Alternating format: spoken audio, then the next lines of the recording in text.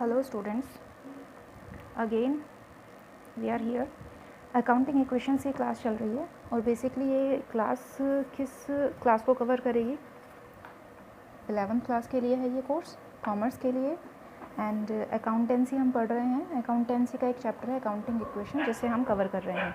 5 videos already बन चुकी हैं इसमें, और अब आज एक और video last I hope so इसमें मैं बना रही हूँ।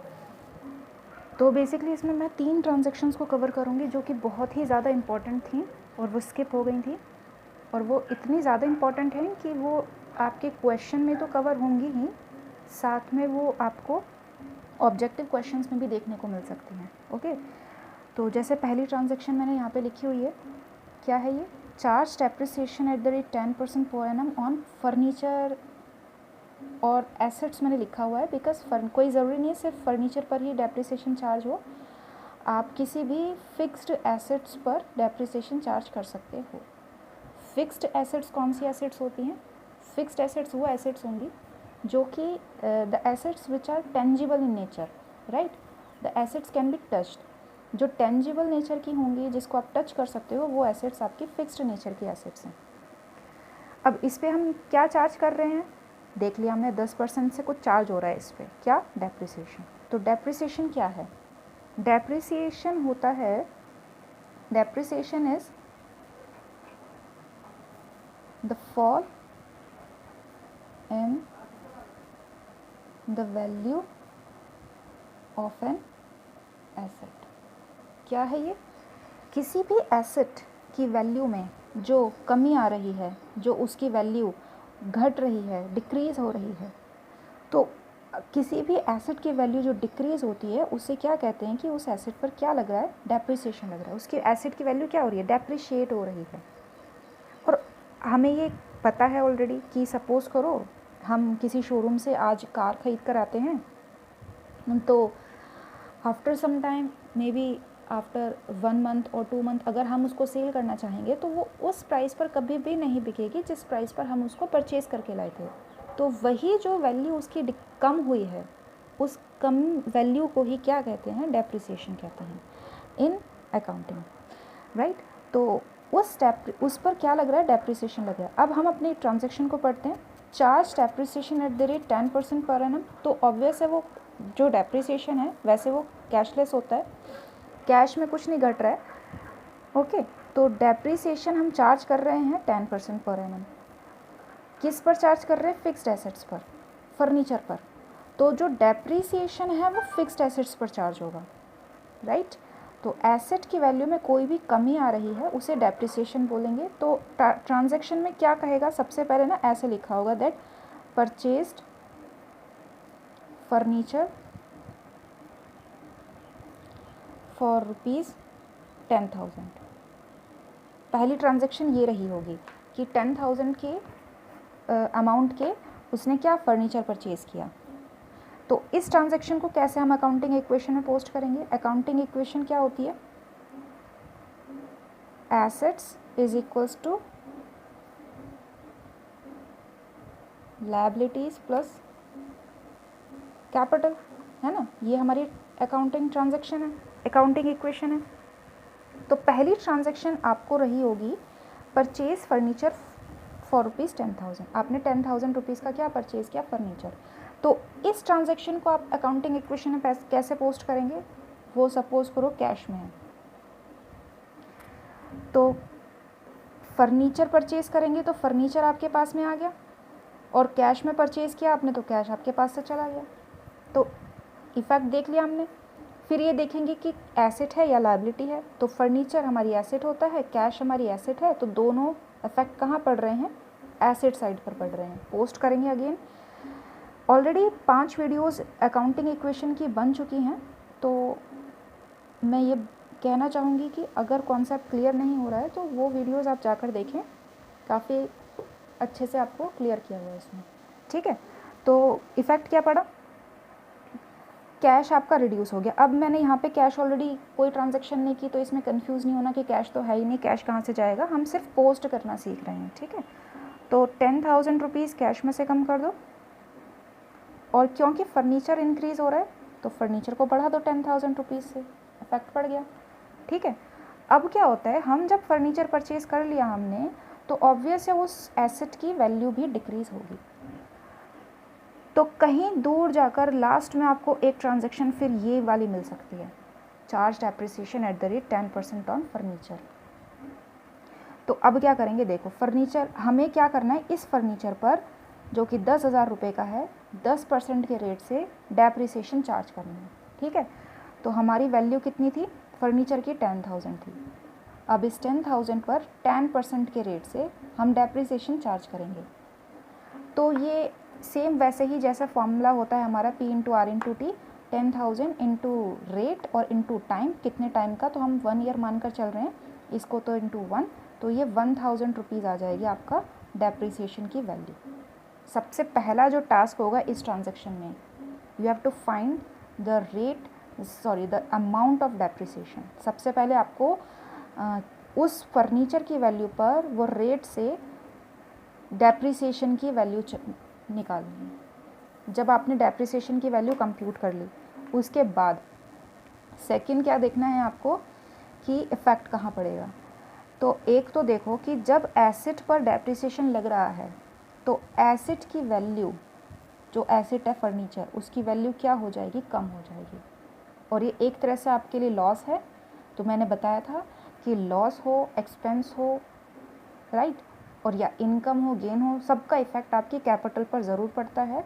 तो यहाँ कैपिटल में से भी क्या कम हो जाएगा, आपका वैल्यू कम हो जाएगी, कितने से, उतने ही सेम 1,000 रुपीज़ से। तो इसको पोस्ट करेंगे हम सेकंड ट्रांजैक्शन को।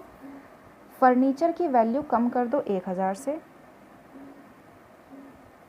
और सेम वैसे ही कैपिटल से भी 1,000 रुपीज़ को आपको क्या करना पड़ेगा, रिड्यूस करना पड़ेगा। ठीक है, तो पहली ट्रांजैक्शन जो थी, charge depreciation at the rate 10% on furniture. कैसे आप पोस्ट करेंगे इसको, आपको इसको पोस्ट करना पड़ेगा। सबसे पहले आपको डेप्रिसिएशन की अमाउंट खुद से कैलकुलेट करनी पड़ेगी। ये कोई आपको मेंशन करके नहीं देगा डेप्रिसिएशन की अमाउंट, क्योंकि हम सारी मॉनेटरी टर्म्स में अमाउंट्स लिखेंगे ना यहाँ पर ट्रांजैक्शन में। ये तो सिर्फ रेट गिवन है। अमाउंट फाइंड करने के बाद देखना है कि इफेक्ट कहाँ पड़ा। तो दो ही साइड इफेक्ट पड़ेगा इसका हमेशा। एक तो जिस एसेट पर डेप्रिसिएशन लग रहा है उस एसेट की वैल्यू कम हो जाएगी, दूसरा आपको कैपिटल को रिड्यूस करना है। ठीक है, तो अकाउंटिंग इक्वेशन में हमने पोस्ट कर दिया, फर्नीचर कम कर दिया और कैपिटल भी आपने रिड्यूस कर दिया। ठीक है, अब जो दो और इम्पॉर्टेंट ट्रांजैक्शंस हैं वो क्या हैं, एक आती है आपको मिलेगी इंटरेस्ट ऑन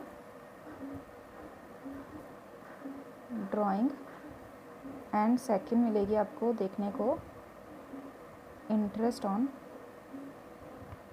कैपिटल। ठीक है, interest on drawing and interest on capital. अब इसको देखना, पहला interest on drawing. Interest on drawing क्या होता है, ड्राइंग्स क्या होता है, ड्राइंग्स वो अमाउंट होती है जो ओनर विड्रॉ करता है उसके पर्सनल खर्चों के लिए बिजनेस में से। Okay, the amount withdrawn by the owner for his personal use from business। Business purpose के लिए बिजनेस में से अगर कोई भी पर्सनल पर्पस के लिए कोई भी अमाउंट विड्रॉ की गई हो वो ड्राइंग कहलाती है। ये पढ़ा था। तो हमने क्या पढ़ा था, एक हमने सेपरेट लीगल एंटिटी कॉन्सेप्ट पढ़ा था, जिस कॉन्सेप्ट में हमने क्या पढ़ा था कि एक जो बिज़नेस होता है वो ओनर से बिल्कुल सेपरेट होता है ना, सेपरेट होता है। ये हमने पढ़ा था केस। तो इस केस में क्या पढ़ा था फिर आगे कि ये जो ओनर है ये क्या है, ये ओनर है। इस ओनर ने कैपिटल बिज़नेस को दी है, राइट। तो बिज़नेस को जब दी है उसने, तो ये बिज़नेस की लायबिलिटी है कि वो ओनर को रिटर्न करेगा। ये हमने देख लिया। अब क्या हुआ कि ओनर उस कैपिटल को जो इसने बिज़नेस में इन्वेस्ट किया है उसको वो विड्रॉ कर सकता है खर्चों के लिए, एक्सपेंसेस के लिए, लेकिन कौन से एक्सपेंस? सिर्फ बिजनेस के एक्सपेंसेस के लिए। अगर वो अपने पर्सनल यूज़ के लिए कोई भी अमाउंट खर्च कर रहा है या विड्रॉ कर रहा है बिजनेस में से, तो वो उसका पर्सनल नेचर का खर्चा हो जाएगा, वो ड्राइंग हो जाएगी, और उसके लिए ओनर को, बिजनेस को क्या पे करना पड़ेगा? इंटरेस्ट पे करना पड़ेगा। ध्यान से समझना, जो भी अमाउंट ओनर ने बिजनेस में से विड्रॉ की है उसके खुद के पर्सनल यूज़ के लिए, तो वो कैपिटल में से उसने निकाली, या वो प्रॉफिट में से भी निकाल सकता है, वो हम बाद में देखेंगे। फ़िलहाल मैंने क्या कहा कि ओनर बिजनेस में से अगर कोई भी अमाउंट विड्रॉ कर रहा है उसके खुद के पर्सनल यूज़ के लिए, तो वो ड्राइंग्स कहलाएगी, और उस पर उसको बिज़नेस को क्या देना पड़ेगा? इंटरेस्ट देना पड़ेगा। तो क्या समझ में आया इस चीज़ से? बिज़नेस की क्या हो रही है? एक तरह से इनकम हो रही है, राइट? बिज़नेस की क्या हो रही है? इनकम हो रही है। अब बिज़नेस की इनकम हो रही है, तो एक कॉन्सेप्ट तो हमको ये समझ में आया। दूसरा कॉन्सेप्ट हमें क्या समझ में आया कि बिज़नेस ने किसको दिया? अमाउंट ओनर को दिया, तो वो उससे चार्ज कर रहा है, यानी ओनर को क्या करना पड़ेगा? कॉम्पनसेट करना पड़ेगा। तो वो कहाँ से कॉम्पनसेट करेगा? वो अपनी कैपिटल में से ही तो कॉम्पनसेट करेगा ना, इंटरेस्ट को। तो इंटरेस्ट कैपिटल क्या हो जाएगी ओनर की? कम हो जाएगी। अब क्योंकि बिज़नेस की इनकम भी हो रही है, तो मैंने बताया था एक्सपेंस हो, इनकम हो, प्रॉफिट हो, गेन हो, कुछ भी हो, इफ़ेक्ट कैपिटल पर भी पड़ता है। तो दोनों इफ़ेक्ट जो पड़ेंगे वो कैपिटल पर ही पड़ेंगे। देखो, बिज़नेस के लिए इनकम हो रही है, तो बिज़नेस ने क्या किया? कैपिटल को बढ़ा दिया, इंक्रीज़ कर दिया, है ना? आराम से समझना। इंटरेस्ट ऑन ड्राइंग के केस में बिज़नेस की इनकम हो रही है, एक तरह से इनडायरेक्ट इनकम हो रही है, तो उसने क्या किया? कैपिटल को इंक्रीज़ कर दिया, क्योंकि इफ़ेक्ट कैपिटल पर पॉजिटिव पड़ रहा है। दूसरा ये है कि वो कहाँ से चार्ज करेगा? उसकी इनकम कैसे हो रही है? इनडायरेक्टली, क्योंकि ओनर ने दिया, ओनर ने पे करना है यहाँ पर। तो ओनर कैसे पे करेगा? कैपिटल में से, तो इस वजह से कैपिटल भी कम हो जाएगी। तो दोनों इफ़ेक्ट कहाँ पड़ने हैं? कैपिटल पर पड़ने हैं, इंक्रीज़ और डिक्रीज़। सेम वैसे ही इंटरेस्ट ऑन कैपिटल आता है, इंटरेस्ट ऑन कैपिटल भी सेम ऐसा ही आता है। सेम वही बिजनेस है और ये ओनर है। ओनर ने, अब यहाँ पर हमें इंटरेस्ट किस पर चार्ज करना है? हमें कैपिटल पर चार्ज करना है। और कैपिटल क्या, कौन सी अमाउंट है? कैपिटल वो अमाउंट है जो ओनर ने इन्वेस्ट किया हुआ है अपने बिजनेस में, उसका पैसा। तो ओनर ने बिजनेस को दिया हुआ है पैसा, तो बिजनेस किसको इंटरेस्ट पे करेगा? ओनर को इंटरेस्ट पे करेगा। तो क्या हो गया? ये बिजनेस के पर्पस से देखें तो बिजनेस के लिए क्या हो गया? ये एक तरह से इनडायरेक्ट लॉस है ना? और दूसरा क्या? ओनर को इंटरेस्ट मिलेगा, राइट? तो वो अपनी कैपिटल को क्या कर देगा? इंक्रीज। तो बिजनेस के लिए क्या है? फर्म के लिए क्या हो जाएगा? Interest on capital. फर्म को तो इंटरेस्ट पे करना पड़ेगा ना, तो वो कैपिटल को क्या कर देगा? क्योंकि वो उसके लिए लॉस है, तो सारा इफेक्ट कैपिटल पर भी पड़ता है, लॉस का, एक्सपेंस का, तो वो कैपिटल में से क्या कर देगा? कम कर देगा। और इनडायरेक्टली जाना किसको है? ओनर को ही जाना है, तो कैपिटल में को क्या हो जाएगा? कैपिटल यहाँ पर इंक्रीज हो जाएगी। तो सेम से प्लस, सेम अमाउंट से माइनस, यहाँ पर भी सेम अमाउंट से प्लस, सेम अमाउंट से माइनस। बात सिर्फ बाद में इतनी सी आती है कि इंटरेस्ट हम कैसे कैलकुलेट करेंगे। तो इंटरेस्ट का फॉर्मूला वही होता है, simple interest is equals to principal into rate into time upon 100। जो भी अमाउंट विड्रॉ की जा रही है, amount into rate into time, जो भी अमाउंट इन्वेस्ट की जा रही है, amount into rate into time upon 100 से आपको खुद से अमाउंट कैलकुलेट करनी पड़ेगी।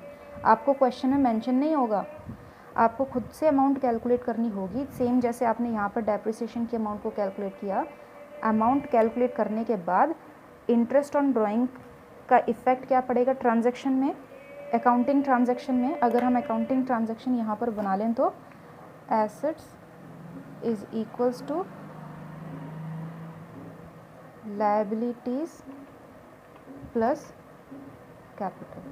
तो क्या इफ़ेक्ट पड़ा? इंटरेस्ट ऑन ड्राइंग का अमाउंट आती है, सपोज करो 1000 अमाउंट आ रही है, 1000 इंटरेस्ट पे करना है, तो 1000 प्लस और 1000 माइनस सेम अमाउंट से, और कहीं पर कोई इफेक्ट नहीं पड़ेगा, आपको टोटल कर देना है।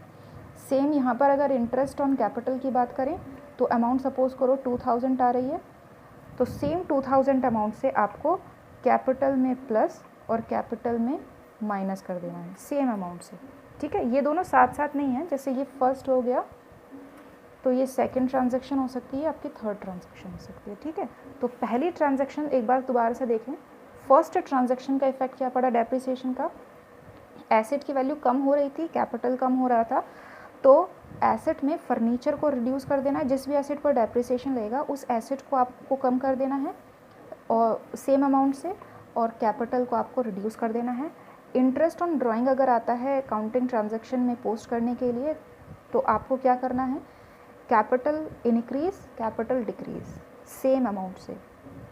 अगर इंटरेस्ट ऑन कैपिटल आता है, ठीक है, तो वही सेम अमाउंट से आपको इंक्रीज़ करना है, सेम अमाउंट से डिक्रीज़ करना है। ये इफ़ेक्ट पड़ेंगे इन तीनों ट्रांजैक्शंस के अकाउंटिंग इक्वेशन पर, और ये बहुत ही ज़्यादा इम्पॉर्टेंट है। तो इसीलिए आज ये टॉपिक कंप्लीट हो गया है। अब नेक्स्ट क्लास से जर्नल एंट्रीज स्टार्ट होंगी। Okay, bye.